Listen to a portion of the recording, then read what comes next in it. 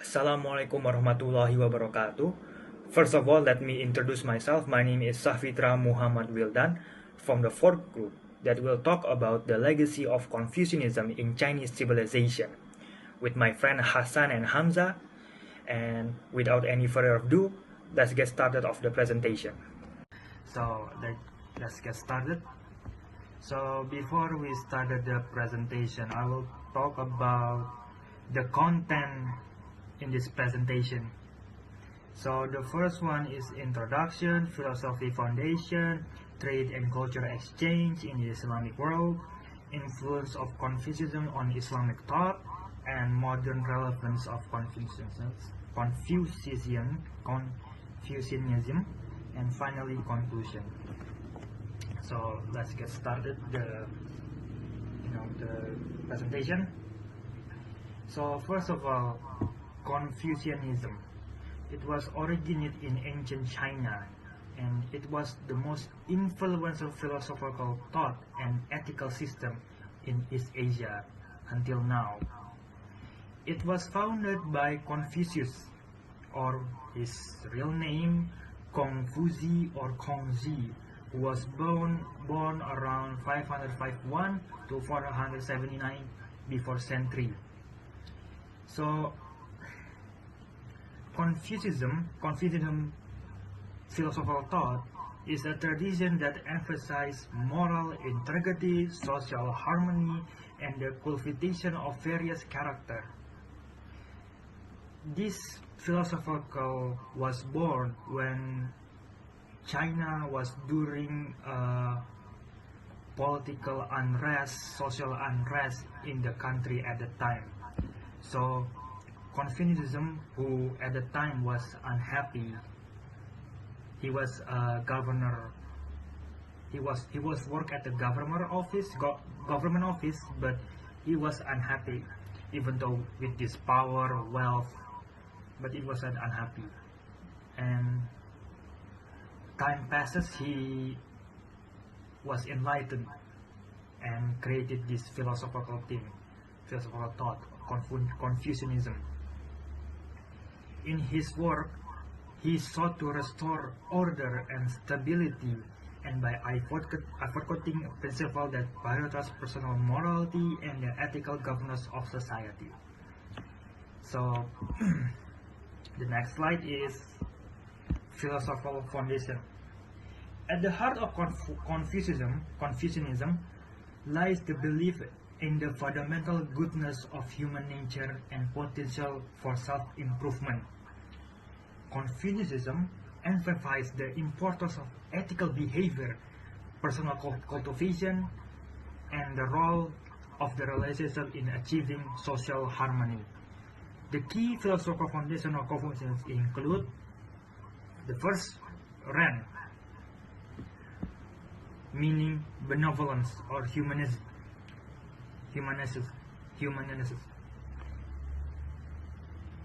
Ren is the core virtue in Confucianism. It signifies compassion, kindness, and deep concern for the well-being of others. The second is Li, translated ritual or propriety. Li refers to the codes of conduct, ceremony, and social norms that guide behavior. For Confucius, Li was more than formal etiquette. It was meant to cultivate respect and maintain order. The third is Xiao, or filial piety. This element highlights the importance of family bonds and reference from one parent and ancestor. It understands the personal virtue of family relationship, serving as the foundation border of social harmony. Yi represents righteousness and the moral disposition to do what is right regardless of personal gain. It emphasizes the need prioritize ethical consideration over material or self-serving interests. The fifth is Junzi. The concept of Junshi, or noble person, embodies the ideal of moral and intellect excellence. A Junshi is someone who will strive for self-improvement, integrity, and serve as role model for others. The sixth is Tian, often translated heaven. Tian is metaphysical concept that respect the natural order and moral authority of the universe. Confucius saw this Tian as guiding force that align ethical behavior with cosmic harmony. And the final one is Zong and Su. Zong means loyalty, and Su reciprocity, are complementary principles that promote commitment and ethical duties, and the golden rule: do not do to others what you do not want done to yourself. So the philosophical quality aims to elevate the virtues of individuals who contribute to moral fabric and society. Confucius point out through education. So that's my part. I will give it to my friend.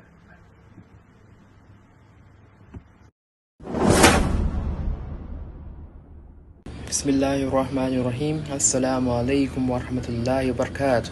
And I'm Wang Huayang, one student from the Kuliah of RKGS, the Department of Arabic Language and Literature. It's my honor to be here today to share my ideas with you. Now, let me continue my part of topic. My first part of presentation is trade and cultural exchange with the Islamic world. Before we talk about this topic, I want to share with you how Islam came to China and how to spread. According to records, Islam was first introduced to China in 7th century by the Sahaba Sa'id bin Abi Waqqas and others in Medina, Hangzhou, by the Silk Road. To be honest, from the 7th century onward, the Silk Road facilitated extensive interaction between China and the Islamic world, creating a fertile ground for philosophical and cultural exchange. The Silk Road wasn't actually a single road, but a network of multiple routes that gradually emerged over centuries, connecting to various settlements and to each other, thread by thread. So happened trade as a medium of exchange. There are some goods like silk, porcelain, and paper flowed westward, while Islam brought science, art, and theology to China. Because these trades and exchanges, there are some interactions. These interactions often extended beyond commerce, as traders and scholars exchanged ideas about ethics, governance, and culture. Therefore, this exchange is connected with the next topic, which is influence of Confucianism on Islamic thought. Along with commodities, these routes also enabled the movement of traditions, innovations, ideologies, and languages. Islam spread from the Arabian Peninsula into South Asia, blending with native beliefs. The first influence is shared ethical principles. Confucian and Islamic traditions share several core ethical values. First one is social harmony. Confucian Li aligns with Islamic principles of maintaining community harmony through justice and mutual respect. This Chinese word is Li, and there are some rulers of this word. The second value is family and community. Both traditions emphasize the importance of family as a cornerstone of society and advocate for strong community bonds. The last value is education and self-improvement. The Confucian focus on education resonates with the Islamic emphasis on the pursuit of knowledge as a moral and spiritual obligation. The second influence is influence on governance and leadership. Confucian governance, with its focus on meritocracy and ethical leadership, found echoes in Islamic governance in regions where the two cultures interacted. For example, ethical leadership, the Confucian ideal of a virtuous ruler, mirrors the Islamic emphasis on leaders who act with justice and compassion. Then I want to focus on the last influence, which is integration in the Hui Muslim community. Are Chinese Muslim, most of us from the Hui nationality. The Hui Muslim community in China represents a unique synthesis of Islamic and Confucian traditions. There are some Hui scholars, such as Liu Zhi, integrated Confucian ethics into Islamic theology to promote harmony between their faith and Chinese culture. And Liu's writings emphasize the shared values like filial piety and moral responsibility, demonstrating how Confucian thought enriched Islamic understanding within a Chinese context. This is the oldest masjid in China from the 7th century. The masjid style is influenced by Chinese traditional culture, so that's why it looks like a little bit different with other Arabic masjid. The last video is showed us the Hui people or Hui nationality in this masjid, which is one of the oldest masjid in Xi'an. The mosque has stood in Xi'an since 742, and it is still the center of Muslim worship in the region today. In the days of the Silk Road, many traders would come here before setting off in order to pray for a safe journey to the west. That's all of my speeches. Thanks for your listening and waiting. Then we move on to the next one, Brother Hamza. Assalamu alaikum wa rahmatullahi wa barakatuh. I'm He Zhihao. I'll present the topic is modern relevance of Confucianism. I think the first one is moral cultivation and mental health. First of all, Confucianism offers valuable lessons for personal growth and mental well-being by emphasizing self-reflection, discipline, and kindness. The Analytics promotes daily introspection to ensure our actions align with moral values. In today's stressful world, ideas like balance and compassion help us approach challenges calmly. Modern practices like mindfulness and gratitude reflects Confucian precept encouraging us to look inward and improve ourselves before blaming others. The second one is family ethics and social harmony.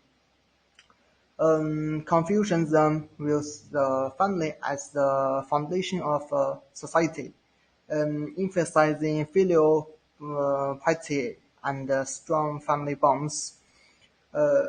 Respecting parents is seen as the root of all virtues. In today's diverse family structures, these values still help promote harmony and understanding across generations.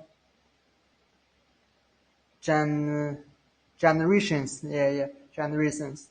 For example, in a Jin society, policies like China's visit your parents often lightly.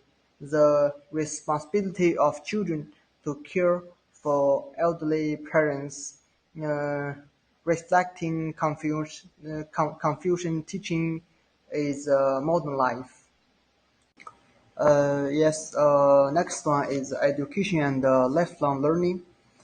Confucianism has always believed that education should be accessible to everyone, no matter who you are or where you come from. It encourages a mindset of never stopping learning and always being willing to teach others. This idea of lifelong learning is especially important today when knowledge is changing faster than ever in our fast-paced world. Staying curious and open to learning new things is key not only for personal growth and career development, but also for driving innovation in society. Whether it's learning a new skill, keeping up with new technologies, or just being open to new ideas, the Confucians belief in continuous learning reminds us that there's always room for improvement, and we should never stop going. Okay, alright. At least it's a conclusion. In summary, Confucianism offers timeless principles such as benevolence, respect, filial piety, and righteousness, and ethical leadership, which not only promotes personal growth but as first social harmony and stability. These teachings shared with Islamic traditions, emphasizing the importance of family education and mono integrity. The interactions along the skill road between China and the Islamic world um, facilitated a rich exchange of ideas, blending these cultural values in governance and daily life. Today, Confucian ideas continue to inspire individuals and communities in managing stress, maintaining family bonds, and pursuing lifelong learning, all of which contribute to both personal development and social um, um, progress. Okay, that's our group or presentation. Thank you everyone to listening. Thank you very much.